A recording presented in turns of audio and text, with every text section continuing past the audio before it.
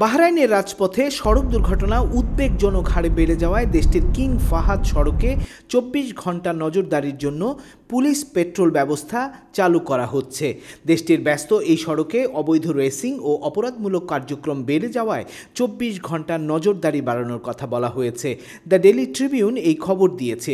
দেশটির traffic police মনে করছে শুধু সিসিটিভি ক্যামেরা দিয়ে সবকিছু নিয়ন্ত্রণ করা সম্ভব নয়, তাই নিয়মিত পুলিশ পেট্রোল থাকলে অপরাধ দমন ও সড়ক নিরাপত্তা নিশ্চিত করা আরও সহজ হবে।